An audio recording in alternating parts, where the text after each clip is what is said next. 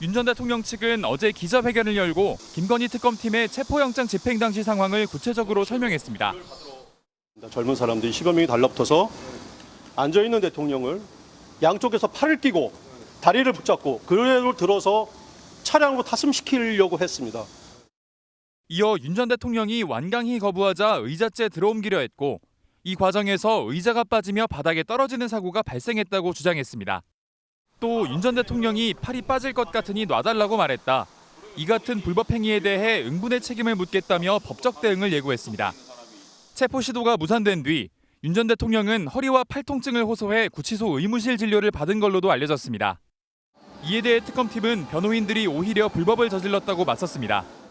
특검팀은 변호인이 체포집행 장소에 출입해 공무집행을 방해했다고 말했습니다. 윤 전 대통령 측의 법적 대응 예고에도 체포영장 집행은 적법하게 이뤄졌다고 일축했습니다. 오후 1시 21분 김건희 씨에 대한 구속영장을 청구하였습니다. 죄명은 자본시장과 금융투자업에 관한 법률 위반, 정치자금법 위반, 특정범죄 가중처벌 등에 관한 법률 위반 알선 수재입니다. 대통령 나이가 65세이십니다. 65세면은 노인에 해당됩니다. 젊은 사람들이 10여 명이 달라붙어서 앉아있는 대통령을 양쪽에서 팔을 끼고 다리를 붙잡고 그대로 들어서 차량으로 탑승시키려고 했습니다. 완강하게 거부를 하시니까 의자를 들고 그 의자에 앉아있는 대통령님을 같이 들어가지고 같이 또 옮기려고 했습니다.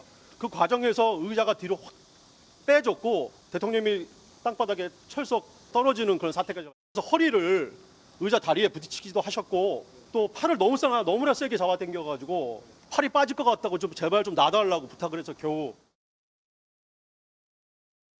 오전 8시 25분경 서울구치소에 피의자 윤석열에 대한 체포영장 집행을 지휘하였으나 피의자가 완강하게 거부하였고 피의자의 부상 등이 우려된다는 현장의 보고를 받고 9시 40분 집행을 중단하였습니다.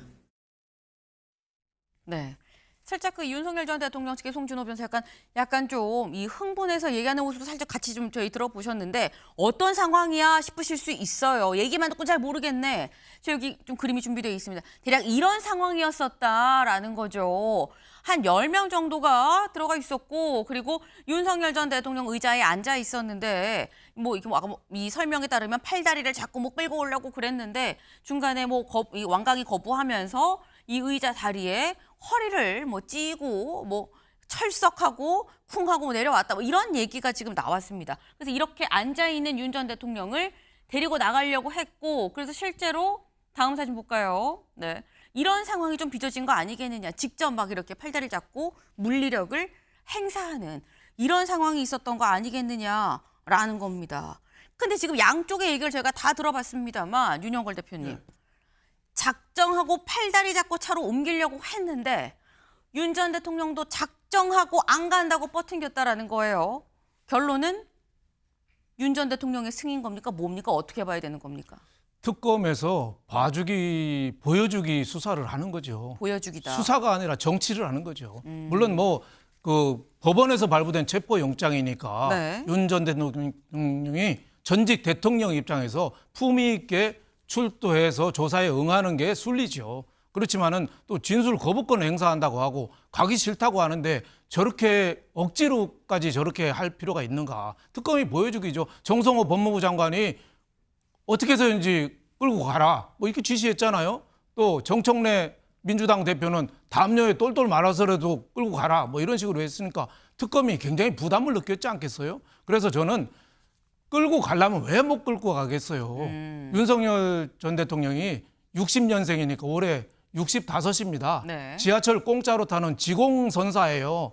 그런데 젊은 교도관 10명이 덩치 큰 사람들이 한 사람을 못 하겠어요? 하려면 얼마든지 하죠. 근데 여당이나 법무부 장관은 지시를 했고 특검은 또 민주당에서 임명한 특검 아닙니까? 그러니까 민주당 눈치도 봐야 되고 대통령실 눈치도 봐야 되니까 하기는 하는데 네. 실제적으로 했을 때 자칫하면은 자기한테 돌아올 화살 억지로 했을 때 제가 보기에는 자해라든지 누구를 기물을 파손한다든지 사유가 없으면은 저렇게 막 팔을 비틀고 의자하고 해서 못하게 돼 있거든요. 그러니까 그 교도관들이 그 중도 어떻게 보면은 어정쩡한 양쪽에 껴서 그 어떻게 보면은 연행을 못한 거 아닌가 뭐 이런 생각이 들어요. 그래서 정말 특검도 제가 보기에는 무능하죠.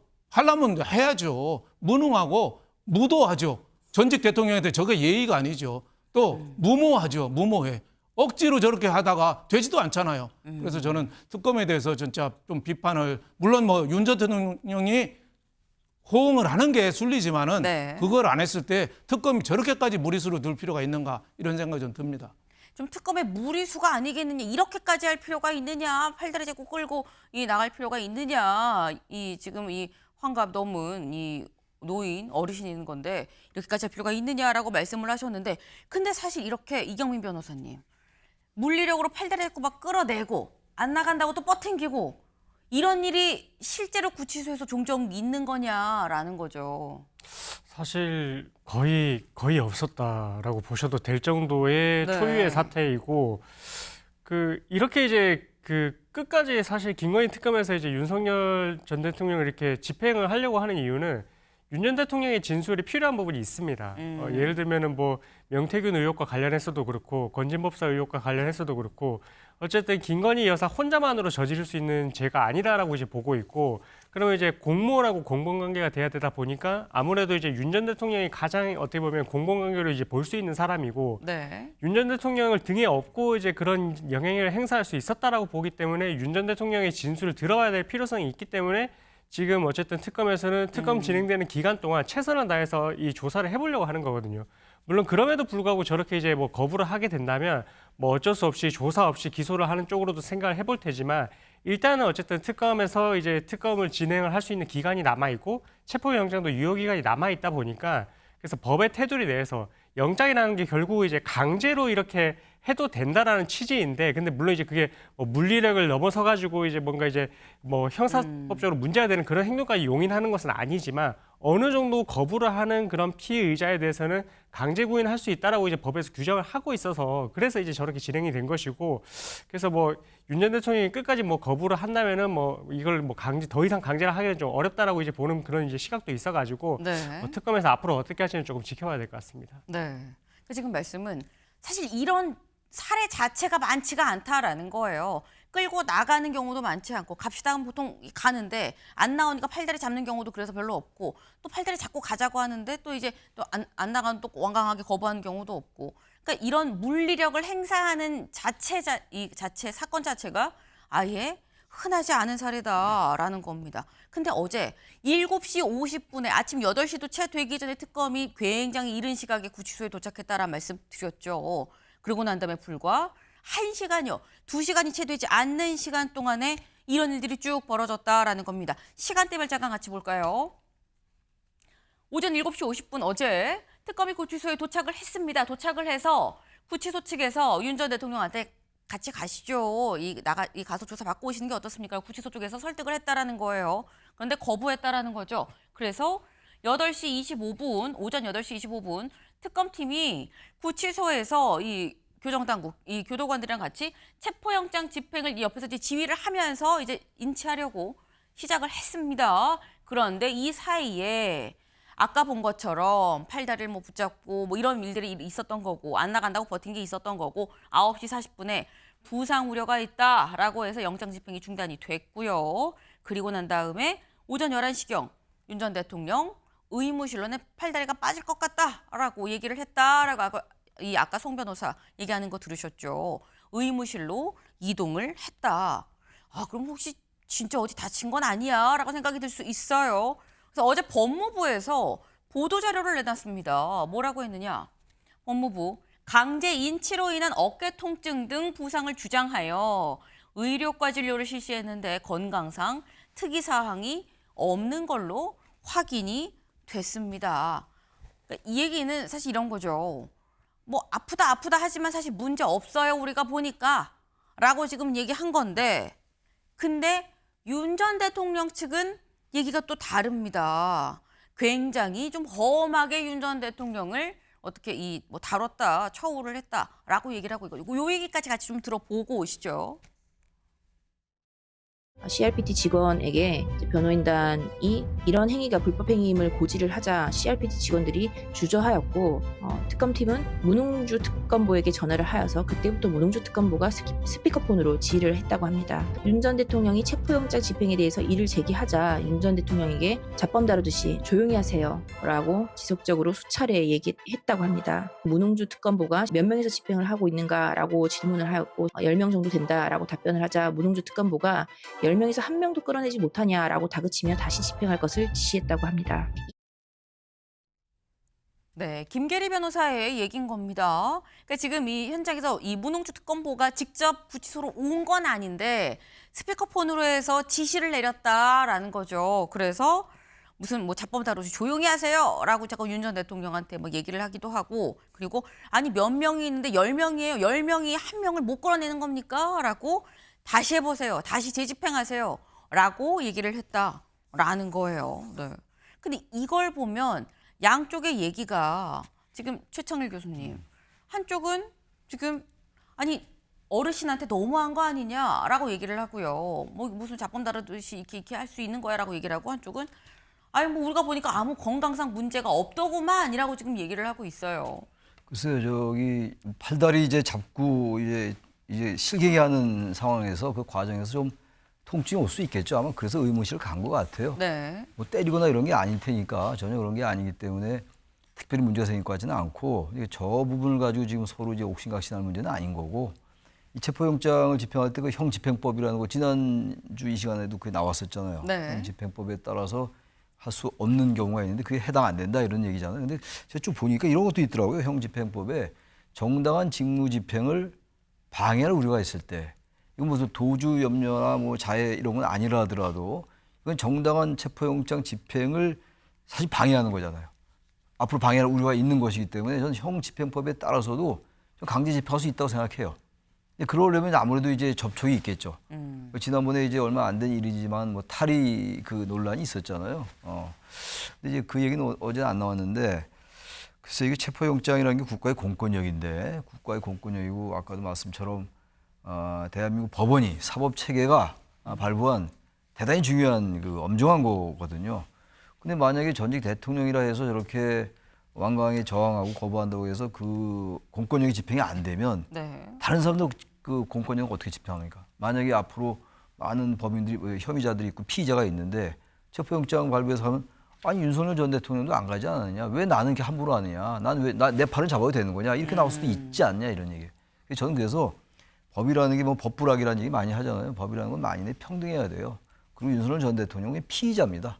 저렇게 하면 안 되는 거예요. 근데 저분이 이제 자신이 전직 대통령이었다라는 거에 과도하게 빠져 있는 것 같아요. 특히 이제 아마 이제 법률적으로는 법률 더 잘하는 사람이기 때문에 김건희 특검에서 자신이 나가면 이제 김건희 자기 아내의 범죄를 공범을 진술하게 되는 상황이라서 끝까지 버티는 것 같아요. 내란 특검보다 더 완강한 거거든요, 지금. 김건희 특검에서 지금 인치하려는 거잖아요. 네. 그런 이제 속내는 알겠는데 그렇더라도 가서 할 말을 해야지. 그렇다고 없는 죄가 아니 있는 죄가 없어지겠냐고요. 여러 가지 지금 의혹이 16개나 있다는 거고. 지금 이제 자본시장법 뭐 여러 가지 이제 적용하고 있는데 김건희 여사에게 네.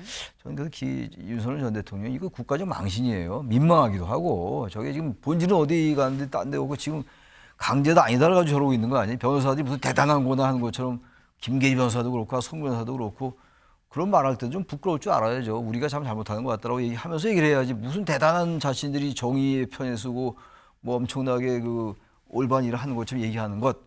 김계리 변호사가 계몽령 얘기한 그분이죠. 네. 저는 그래서 뭐 굳이 제가 그 얘기 지금 할 필요는 없다 하더라도 네. 일단 이 윤석열 전 대통령이 전직 대통령인데 응하는 게 맞지 않을까. 가서 진술거부권 행사할 때 하더라도 너무 보기도 벗어나고 그러다 보니 특검도 이제 문제 본말이 전도되면서 너무 과한 거 아니냐라는 얘기가 나오는 거예요. 특검에 대해서도. 본질이 전도된 거죠. 본말이 전도된 거죠. 네.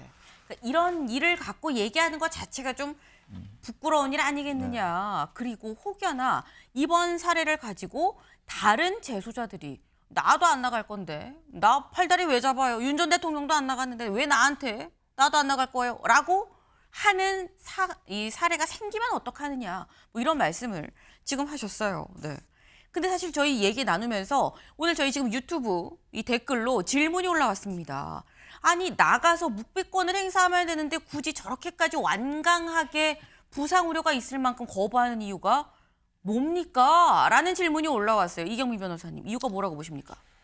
묵비권을 행사해도 되죠. 물론 이제 네. 결과로는 똑같은데, 근데 가서 이제 묵비권을 행사한다는 말은 일단은 조사 자체는 이루어진다는 뜻입니다. 네. 그러니까 조사가 이루어지고, 그럼 예를 들어서 이제 피의자 뭐 김건희가 당시에 뭐 명태균으로부터 이제 뭐 이런 이제 뭐 여론조사에 대한 결과를 받았다라고 하는데 그때 당시 어떻게 반응하셨나요?라고 했을 때 진술 거부하겠습니다. 그럼 이 질문은 어떻게든 그 조서에 다 쓰이게 되는 거거든요. 조사를 했다라고 남기 때문에. 그렇습니다. 그럼 그 질문에 대한 답변을 본인이 거부를 했기 때문에 네. 어쨌든 여기에 대해서는 어느 정도 조사는 진행이 됐고 이 부분에 대해서 해명을 본인이 하지 못했다라는 의미가 되기 때문에 그래서 이거는 나중에 이제 법정에서 이렇게 사용이 될 때 어쨌든 조서에 대해서 뭐 부동의하면은 이 증거 능력이 사라지기는 하지만 그래도 나머지 이 사람의 진술의 신빙성을 판단하는 그런 자료로는 하나로 또 쓰일 수가 있는 부분도 있거든요. 네. 그래서 그런 부분도 있고 그리고 어쨌든 뭐 김건희 여사를 위해서 이렇게 이제 조사를 했었는데 그 부분에 대해서 이제 뭐 윤 전 대통령이 진술을 거부를 했던 부분은 이 김건희 여사한테 오히려 또 부메랑이 될 수도 있습니다. 왜냐하면 이제 같이 공범으로 보이는 이 사람들이 지금 진술에 협조를 하지 않고 있는 모습을 향후 불구속 상태에서 이렇게 절차를 진행을 했을 때 네. 말 맞출 가능성도 배제를 할 수 없다. 이런 부분도 있어가지고 이게 구속영장이 청구되는 부분에도 영향을 줄 수가 있고 발부가 되는 부분에도 영향을 줄 수가 있거든요. 그래서 어느 부분으로 쓰일 수 있을지를 지금 어쨌든 가늠할 수가 없는 부분이라서 애초에 이제 본인이 생각했을 때는 조사 자체가 내가 원하는 방향으로 가지 않고 있고 조사에 안 응하는 것이 어떻게 보면 정치적인 탄압을 받고 있다는 메시지를 줄 수 있다라고 할 것 같으면 끝까지 버티는 모양새로 가는 것이 본인한테는 제일 유리하다 이렇게 판단을 했고 특히나 이제 김건희 여사 특검 같은 경우는 더욱더 이제 뭔가 이해관계가 본인하고 이제 있다라고 생각이 되고 네. 뭔가 이제 김건희 여사를 뭐 보호를 하기 위한 취지 예를 들어서 뭐 이제 김건희 여사 뭐 나중에 다룰 테지만 아무것도 아닌 사람이라는 취지로 이야기를 했잖아요. 그 말인즉슨 윤 전 대통령하고 관계를 끊어내려고 하는 취지거든요. 공범으로 엮이면 안 되기 때문에 한사코 이제 그런 이제 지금 뉘앙스로 조사를 받고 있는 것이라서 네. 그래서 이 조사에 응하지 않는 그러니까 강제 인치에도 응하지 않는 모습을 끝까지 보이려고 하는 것이 그런 취지지 않을까 이렇게 네. 추측을 해볼 수 있을 것 같습니다. 기본적으로 나간다고 한다면 조사는 이루어진 것이고 물음에 대해서 내가 답을 안 한 게 데이터로 남는 거기 때문에 이게 구속영장을 청구하는 데 있어서든 아니면 재판에 있어서든 뭐래도 자료로 활용이 되니까 이 데이터 자체를 만들지 않겠다. 내가 원치 않는 자료다. 라는 게 윤석열 전 대통령의 생각 아니겠느냐. 더불어서 김 여사에 대한 어떤 보호해야 된다는 그런 생각도 좀 있었을 것 같다라고 말씀을 하셨는데 근데 사실 이렇게 되면 고민은 특검이 더 커질 수밖에 없는 거죠. 한국일보 같이 볼까요? 윤 체포영장 집행 2번 모두 무산됐습니다. 특검 영장 재청구 고심. 영장을 재청구해야 되는 걸까? 고심하고 있다라는 거예요. 영장 재청구 아니면 또 뭐가 있느냐? 다음 기사 볼까요? 또 막무가내로 체포 거부한 윤석열. 특검 조사 없이 기소 검토. 내란 특검이 결국 조사 없이 기소를 했죠. 내란 특검처럼 그냥 막바로 기소로 갈 것이냐 아니면 영장을 재청구해서 다시 한번 또 인치를 좀 시도를 해보는 것이냐 여부가 남아 있을 수 있습니다. 그렇다고 하면 이 변호사님 짧게 어떻게 전망하십니까? 계속해서 이렇게 이제 체포영장 집행에 불응을 하는 모양새로 갈 것 같으면 2차로 지금 뭐 발부를 받아도 사실 어려울 것 같고요. 그래서 뭐 어쩔 수 없이 특검에서도 결국 나중에는 조사 없이 기소하는 수순으로 갈 것 같다. 아직까지 기간이 좀 남아있기 때문에 네. 일단은 계속 소환을 하려고 그렇게 이제 노력은 해볼 것 같습니다. 일단은 소환하려고 노력은 할 것 같은데 하지만 결론적으로는 조사 없이 기소가 되는 형태를 띠지 않겠느냐라고 말씀을 하셨어요. 일단 현재 체포영장은 시한이 어제까지였었죠. 근데 여기에 대해서 해석의 여지가 특검은 좀 더 할 수 있다라고 해석하는 부분도 있기 때문에 그 부분도 좀 봐야 될 것 같다라는 말씀으로 이해를 하시면 될 것 같습니다. 다음 키워드로 좀 넘어가 보죠.